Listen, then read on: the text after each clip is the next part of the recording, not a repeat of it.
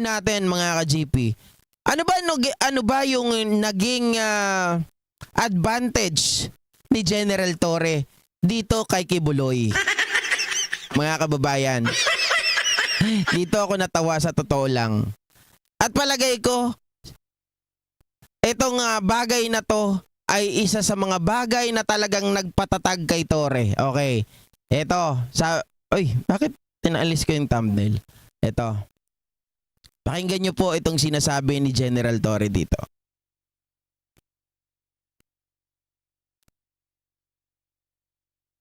RD, pardon po. Pakiulit po kung paano po nahuli si Pastor Apollo Kibuloy. I really do not know the details. Pakitanong nyo na lang si SILG kasi siya talaga ang nakakaalam ng mga detalye nito. Ay, wait lang. May magandang tanong dito. Sabi ni Ryan Benson Cordoba, bakit mo nga naman ilalagay sa sinubmit na floor plan ang secret rooms mo? You got the point. Ayoko na anuhin yan. Pero mga kababayan, ang tawag dito, yung tinatawag po natin right to privacy, iyan ay under po ng pag may hinahanap pong tao, under po niya, kahit nasabihin nagtatago ka sa right to privacy, halimbawa meron kang secret na secret door or secret room, mga kababayan, pwedeng ma-waive yan, yung right to privacy mo. So yung secret room na yan ay pwedeng mahagilap. Yes, tama ka po. Indeed, bakit mo isasubmit secret room mo ngayon? Tama ka naman. Okay? Play. RD, pardon po. Pakiulit po kung paano po nahuli si Pastor Apollo Kibuloy. I really do not know the details. Pakitanong nyo na lang si SILG kasi siya talaga ang nakakaalam ng mga detalye nito. Na kami naman ay mga bystanders lang dito sa Davao. Ano pong pakiramdam, RD, na natapos talaga? It's such a relief. Ay nako, matulog muna tayo. Makabawi ng tulog bukas. Ang sarap ng ni RD, oh. Raising pa. Okay. Ay, magpapasalamat sa akin mga tao bukas kaya I think I'll be preparing some messages for them. Tomorrow, RD, ano ang gagawin natin maliban sa flag ceremony? Like sa ano po? Like kay ano? Well, for one, I would like to give thanks to my people. Yes. Pangalawa is mag-lay ako ng wreath sa puntod ng tatay ko. Nandyan, sa loob ng kampong ito. What Sa about loob ng kampong ito. Kaya it's really a relief na masabi. Hindi alam ng mga tao yan. Ang pangalan ng tatay ko ay nakaukit sa bato dito sa loob ng kampo na ito. And what are you going to do, RD, po, doon sa mga plano pong kaso na Okay lang, sagutin natin as they come. Wala problema yun. Ang tapang. Sabi ng mga basher kahapon, ng mga DDS, tontuwa ka ngayon ha, marami kang kaso. Sabi naman ni RD, sabi niya, okay lang yan, walang problema. Kahit saan pa kami makarating, sasagutin ko lahat yan. Hindi ako magtatago, hindi ako kagaya ni Kibuloy.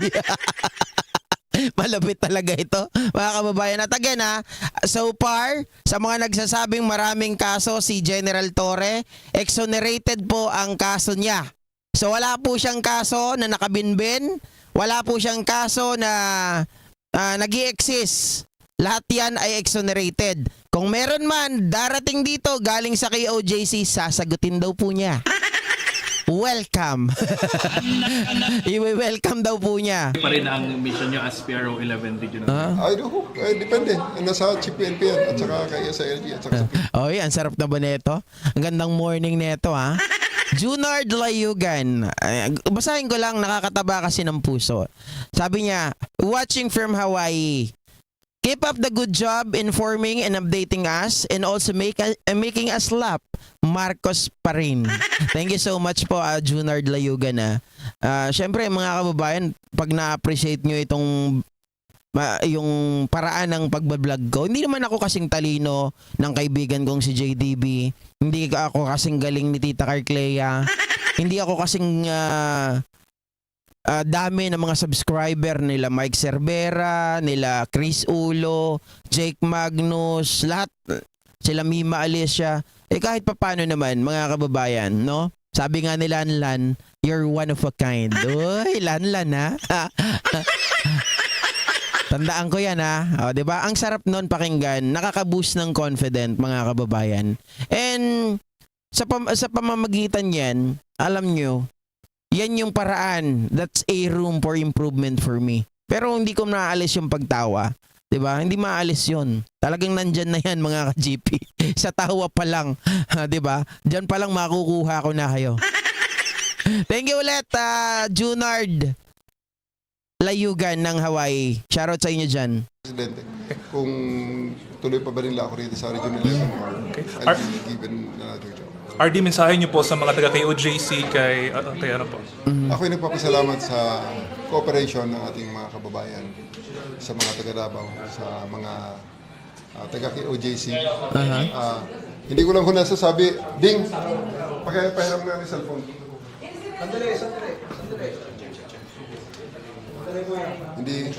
Hindi ko lang nasasabi sa inyo sa mga nangungutya na hindi ka taga Davao. Wait. Sa mga nagsasabing airplane mode muna natin. Mamirit! Halika. May papakita lang ako. Sa mga nagsasabi na hindi ka taga Davao, ito po ang titulo ng bahay ko sa Talomo. Nakapangalan sa aming mag-asawa. Kita po? Diyan ho sa Talomo yan. Aha. Okay. Yan. Sir, patingin sir. Nawala, sir. Nawala. Oh.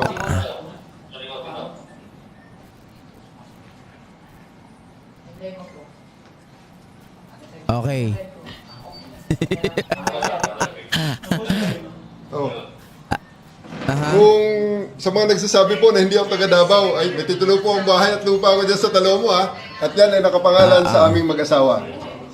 Okay. Mga kababayan, bakit ko nasabi na ito yung isa sa mga naging advantage ni General Torre dito sa Davao? Kasi, bakit? Yung mga tao na kumukutya sa kanya,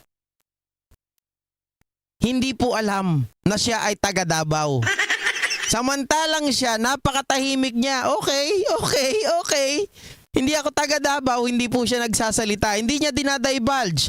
Pero pag ikaw ay taga Davao din, ang pinaka-point ko dyan, mga kababayan, is that kabisado mo na yung area. Kabisado mo na yung tao. Magiging kabisado mo na rin kung paano kumilos ang mga member ni Kibuloy. Remember, sinabi niya po doon sa Senate hearing. Sabi niya, I am a friend of KOJC. Nung sila ay nawalan ng franchise sa SMNI, nagbebenta sila ng kung ano-ano dyan sa kalsada, sako-sako. Sabi niya, bili ako sa kanila. Hindi ako kaaway. I am friend.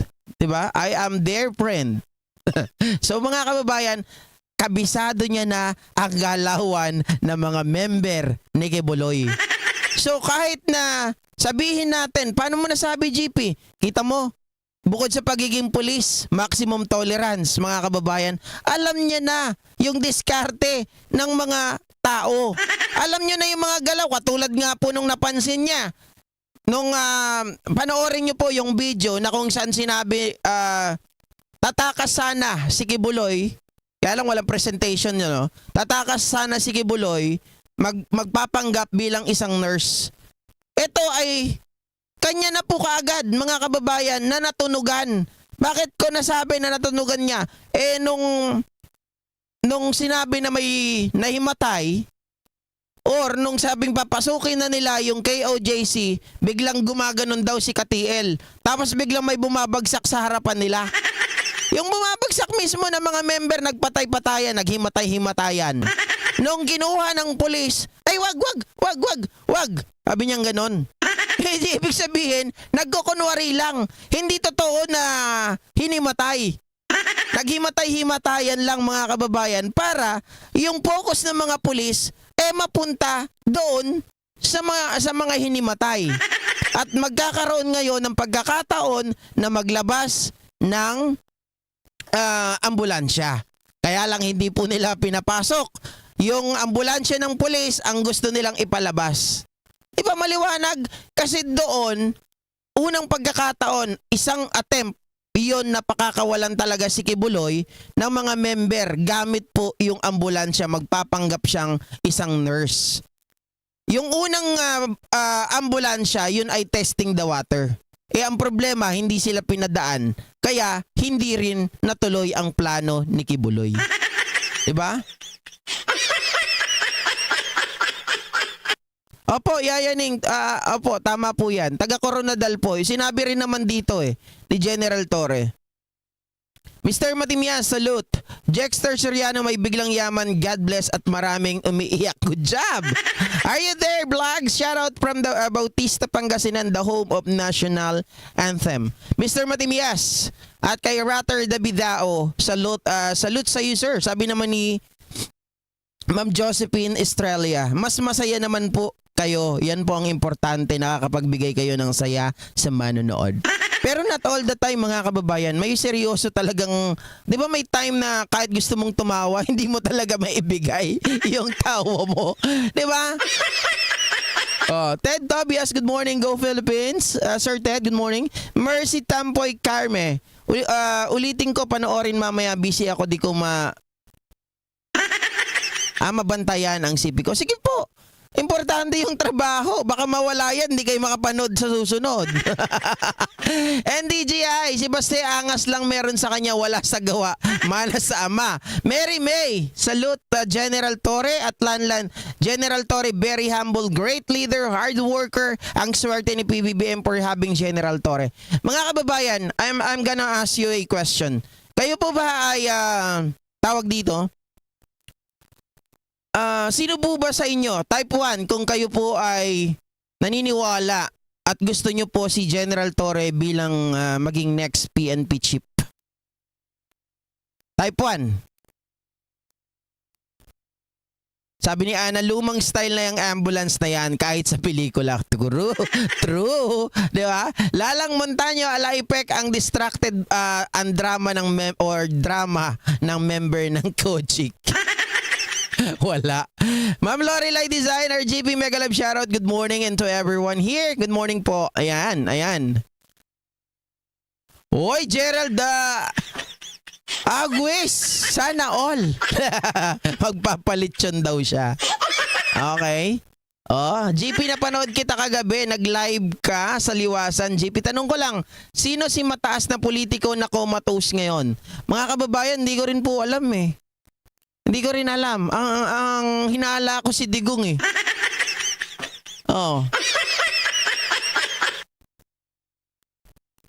One.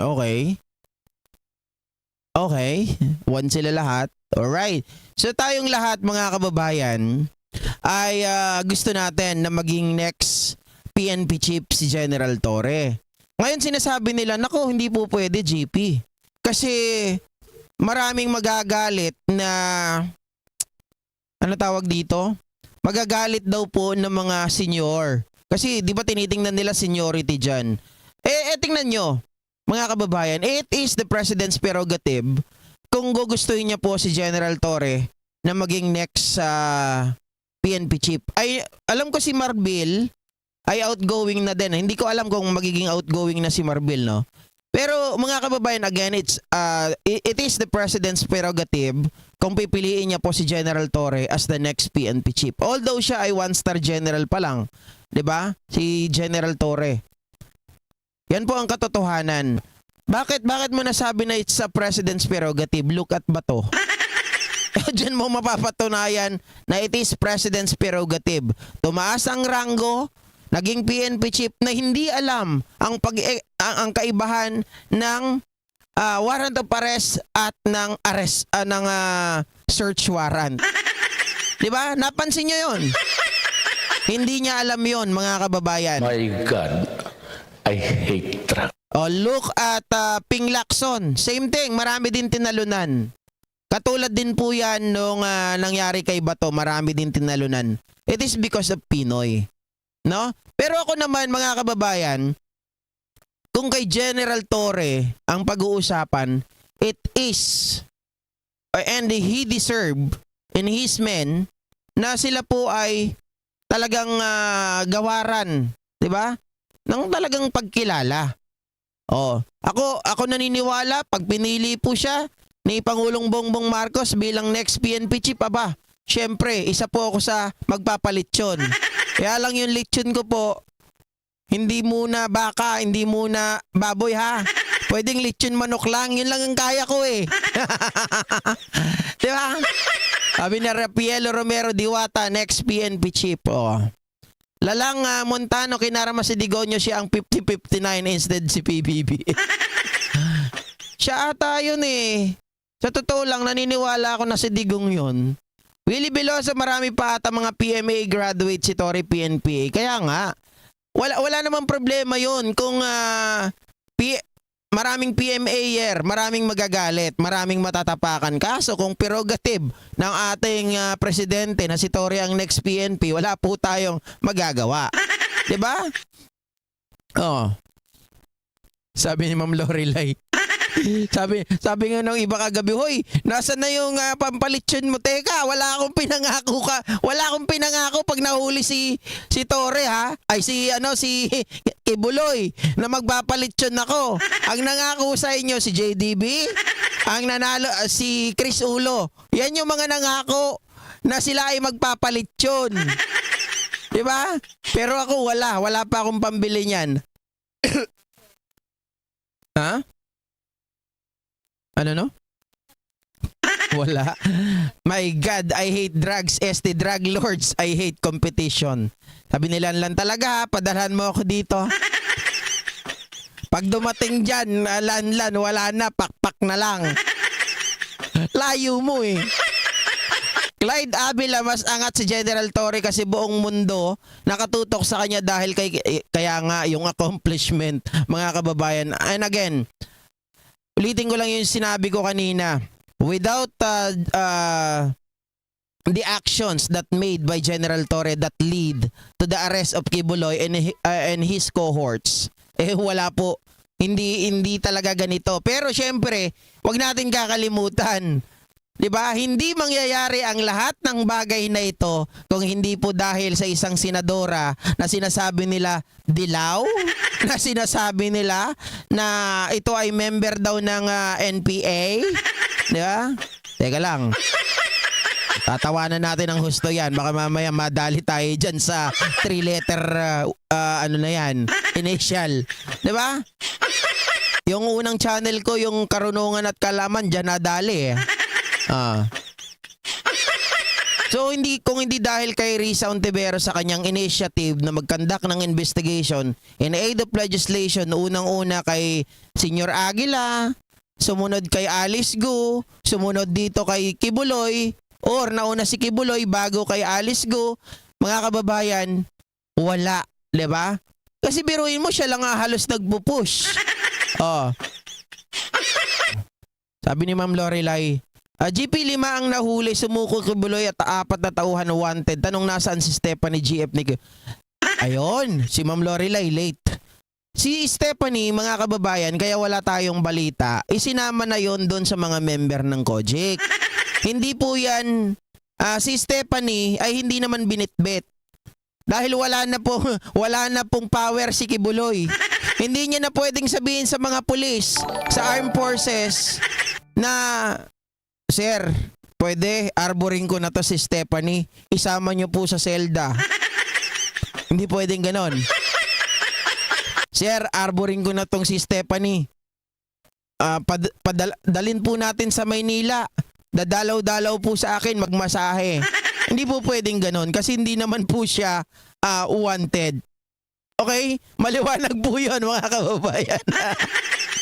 Hindi, wala na siyang power. Hindi niya na pwede sabihin sa pulis, arbor ko na to sir, pasamahin nyo na. Wala kasi akong tagahilod, wala kasi akong tagapagpaligo, walang tagapagdamit sa akin at wala po akong maamoy na pajama.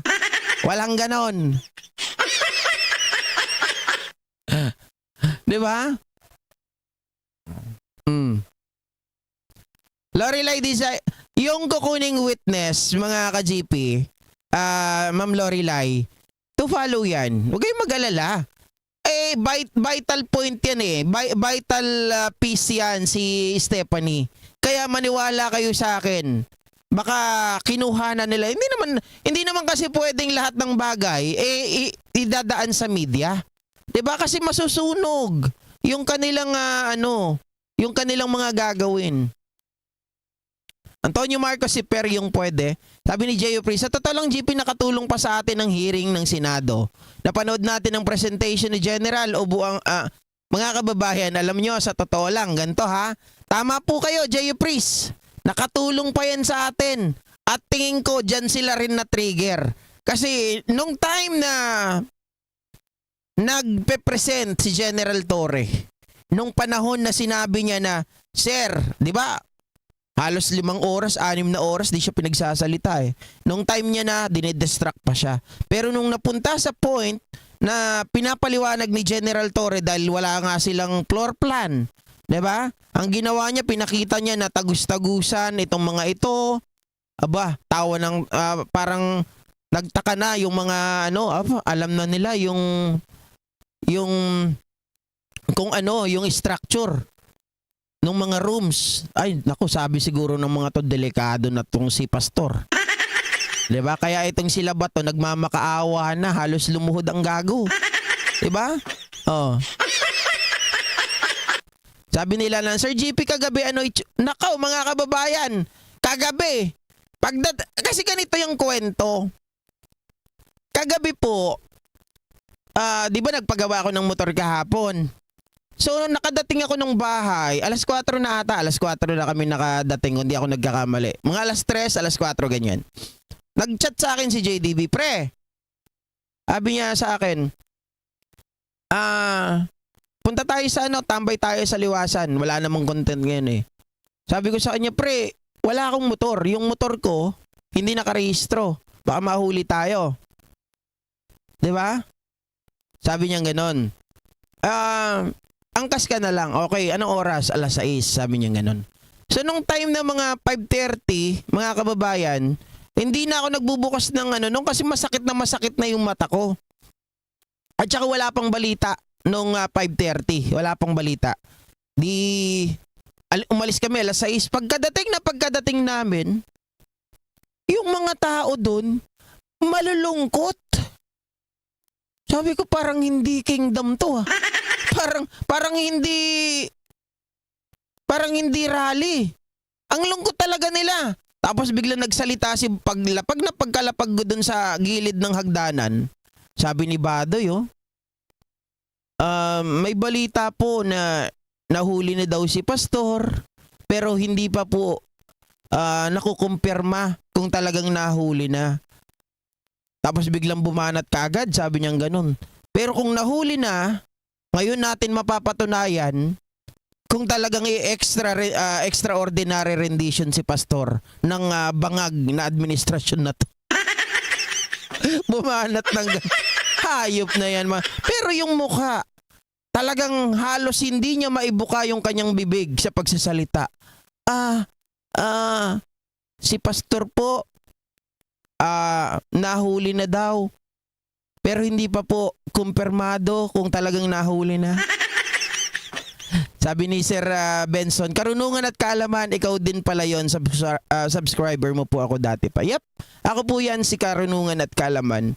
Ang content ko before, bago ako nag-politics, mga kababayan, yung karunungan at kaalaman na yan, tungkol yan sa mga espiritu, tungkol sa pangkukulam, tungkol sa panggagamot, yan ang content niyan.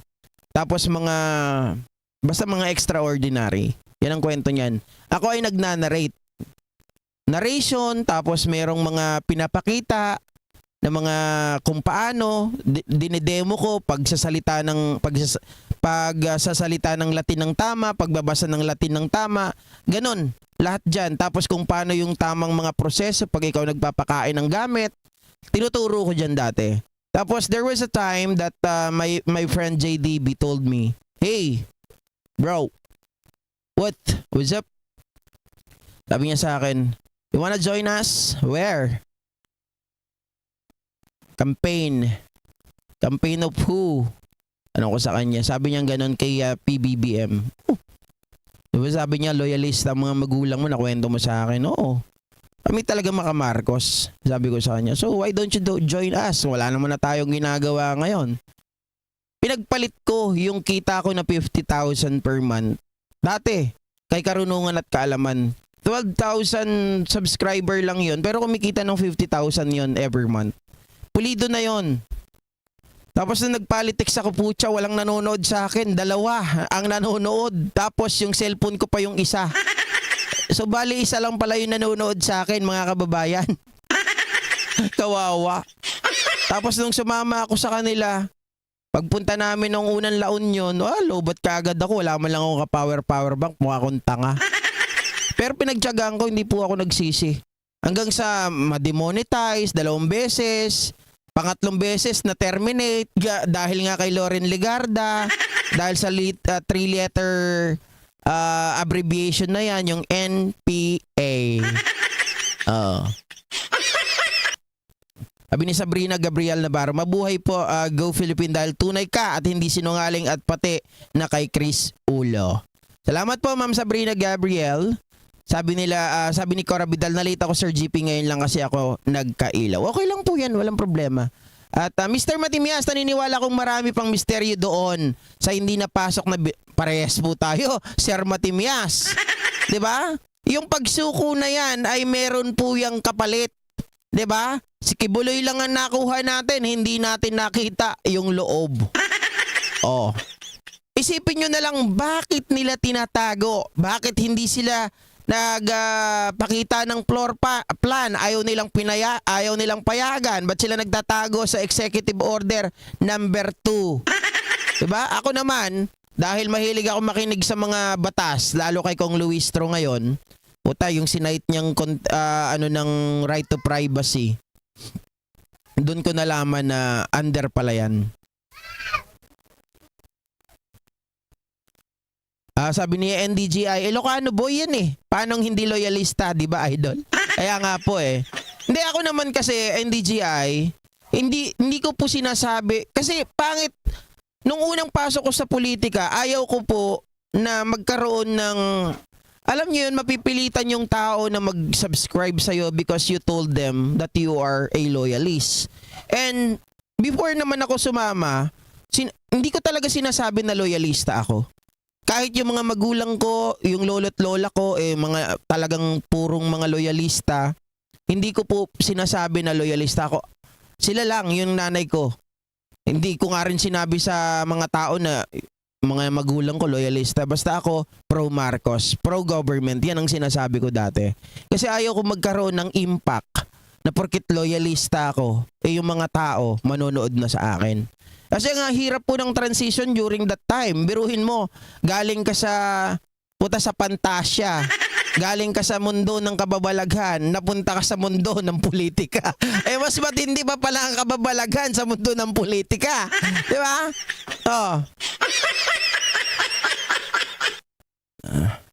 Sabi ni Riza Franco, Sir, active pa rin po yung content nyo dahil, naku po, Ma'am Riza Franco, sa pagko-content po, sa totoo lang nagko-content ako dati. Ewan ko, it's parang kung kayo mapapakinggan nyo yung rason ko, mawiwirduhan po kayo sa akin. Oo, weirdo na akong weirdo. Pero pag gumagawa ako ng content na yan dati, may bumubulong sa akin. Oo. Yung gabay ko po, siya ang nagsasabi sa akin ng iko-content ko. Pati yung mga Latin word, hindi ko yan nakukuha sa mga libro-libro. Sa panaginip ko nakukuha yan, tapos sinusulat ko lang. Doon nagising yung kakayahan ko dati. 'Di ba? Pag narinig nyo, nawiwirduhan na kayo sa akin. Doon po nanggagaling yung content ko. Ang problema, nung nagpolitics ako dahil hindi na ako nakakapagpakain ng gamit, tapos lagi akong puyat, hindi ko na po magawa kasi pag nagre-ritual, halos buong araw, Martes, Biyernes, tapos bukod doon mga kababayan, may araw-araw pa every 6 p.m, merong 6 a.m, talagang mauubos yung oras mo. Ang problema nung time na yon, hindi naman ako nanghihingi ng pera sa mga gusto magpagamot. Piso lang, okay na sa akin. 'Di ba? Kaya lang hindi po kami mabubuhay sa ganun. Kawawa din yung mga anak ko, 'di ba? Nung time na yun, akala ko kasi nung sasama ako sa politika, hanggang dun lang. Nung natapos na yon, tapos na sana lahat, babalik na ako sa normal na buhay ko. Ang problema, parang nasarapan ako eh. 'Di ba? J.U. Priest, ikaw pala si Karunungan, subscriber mo ako doon. Pinapanood kita at si Master Gala. Sa'yo ata napanood si Yap, yung Biringan, mga kababayan. Tama po. Yan, isa yan sa mga naging content ko, yung Biringan. 'Di ba? Sa mga naniniwala dyan, totoo po yan. Oo.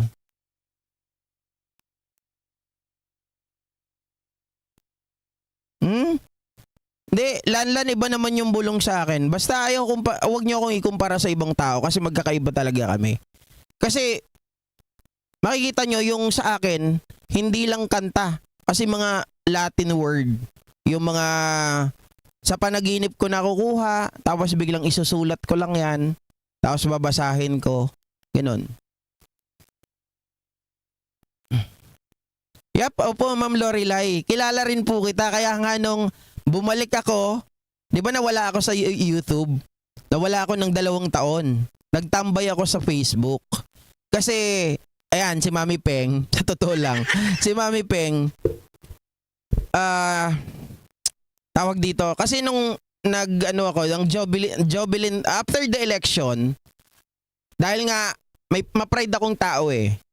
Ayaw ko nung ma-associate pa ako sa pangalan ni PBBM. Hindi dahil sa ayaw ko siya, hindi dahil sa galit ako sa kanya. Gusto ko lang magkaroon ng sariling pangalan. So nag-vlog ako, Jobilin Galiano. Wala pong politika, Jobilin Galiano lang. Bumabalik pa rin sa politika. Tinitira ko sila Boying Rimulya, tapos nagkaroon ng bantag. Basta may, nung Jobilin Galiano case, 4,000 live viewers lagi ang nanonood sa akin. Tapos, nung bantag case na, so nahati na ngayon yung nanonood. Merong nakapasok sa akin na subscriber. Tapos kunwari lagi nagpapakulay, ginawa ko po yan na moderator. Tapos sabi sa akin, may galit pala yon, yung tao na yon. Hindi ko alam kung bakit nagalit siya sa akin eh. Biglang sinabi niya sa akin, Brad, hindi natataas yung viewer mo, hanggang 10 na lang yan. Mutya, nagulat ako mga kababayan, after 3 days, 5 days, talagang hindi na umaangat ng 10 yung live viewers ko. Tapos lagi ako napapanood ni Mami Peng, sabi niya sa akin, wala daw akong appeal sa tao. Totoo naman, kasi makikita mo, nung time na yon wala nang nanonood, less than 10. Sumasayaw na ako sa mga content ko. Nagmamacho dancer na ako sa mga content ko. Wala pa rin nanonood. Yun pala, dahil yan doon sa nagsabi sa akin na hacker na ginawa kong moderator. Tapos, syempre pinatunayan ko yung sarili ko. Sabi ko sa sarili ko lang, hindi ko naman inaway si Mami Peng. Wala naman kaming ganun. Lumipat ako sa Facebook. Doon ako nagkalat. 2 taon mga kababayan, tinayo ko yung sarili kong pangalan doon. So nakilala nila ako. Kaya lang, nakilala nila ako bantag vlogger, tapos viral vlogger. Kasi ang niche ko talaga doon, bukod sa content na ganito, commentary, ako po ay nagna-narrate. 'Di ba dahil ginamit ko nga yung narration ng ginagawa ko dati sa tawag dito? Nung panahon ng Karunungan at Kaalaman, ito po yung mga papakita ko sa inyo yung example ng mga video ko dati na may narration.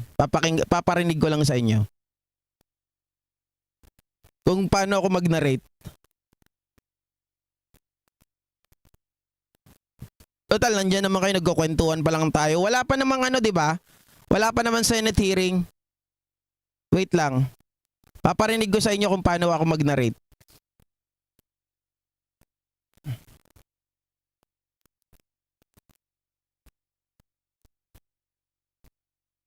Yung mga nandito okay lang, yung mga lilipat na okay lang. Siguro Lanlan, mga 3 years na rin. Since 2020 pala, 4 na taon na rin. Ay hindi, 2019. Karunungan at kaalaman pa.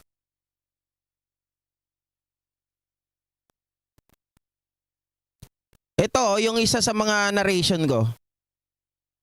Bakit nyo kunin sir yung motor? Eh harap ng bahay namin to. Oh. Tama ba na i-impound ang motor mo na nakaparada sa harap ng bahay mo? Nanay na. Hindi action na walang helmet. At saka sir, dun lang mo po yung Ay, sa sus- checkpoint sir. Ang hindi helmet po dito. kahit Ay, wait, pangit yan eh. Hindi pa maganda yan. Pero million views saan din yan. pwedeng huliin. Eh dun po sir. Puro mga million views. Pero ito, mas maganda to eh.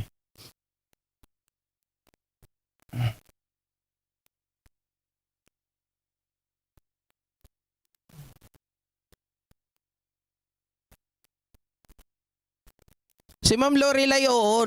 Kasi si Aaron dati, pro-government. Tapos biglang-biglang ewan ko kung ano nangyari doon. Teka lang hanapin ko lang yung kasi nasa dulo eh, yung mga narration talaga na ginagawa ko.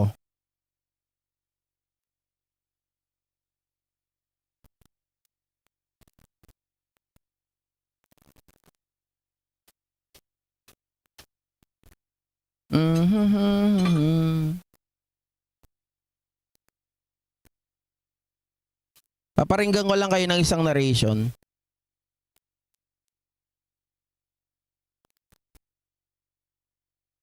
Oy, hindi po ako si Misterio grabe naman. Magaling yun si Misterio. Pero ako naririnig nyo rin ako sa ibang mga content creator. Bakit? Kasi ang sideline ko dati, mga kababayan, nagnanarrate ako ng mga video nila. So malamang sa malamang naririnig. Kaya lang iniiba ko yung timbre ko pag ako po ay Ito mga kababayan, isa to sa mga sa mga magandang ginawa ko. Wala akong pakialam! Wala akong pakialam! Pinagtatanggol mo ba yan? Asawa ko to, tignan mo, nahuli ko to, no? Ano yan, no? Yung lalaki na pare, oh. Wala na sigurong masasakit pa. Nagsumpaan kayong magsasama sa hirap at ginhawa, pero 5 buwan pa lang kayong nagsasama, ilang ulit ka nang niloloko ng babaeng pinangarap mong makasama. Sa kagustuhan mong maayos ang iyong pamilya, pinagbigyan mo kahit nasasaktan ka na. Pero may sasakit pa ba nang mahuli mo ang iyong asawa na nasa kandungan na ng iba? At sa iba na ibinaling ang puso nooy sinusuyo-suyo mo pa. Ito ang kwento ni Mister na gustong ayusin ang kanilang pamilya. Sa pag-aakalang ang lahat ay nasa maayos na, mauhuli mo ang misis mo nakaangkas na pala sa ibang patola. Ang masakit dito, sa tropa mo pa, ikaw ay pinagpalit na pala. Ayon sa nagwawalang si Mister, iniwan niya lang si makating misis sa pag-aakalang ang lahat ay nasa ayos na. Subalit pag-uwi niya ay wala ito sa bahay nila. Pagkagising niya ay wala pa rin ito sa tabi niya. Kaya sa kalsada ay inabot niya magkaangkas ang dalawa. Ayan, mga kababayan. Type 1 kung nagustuhan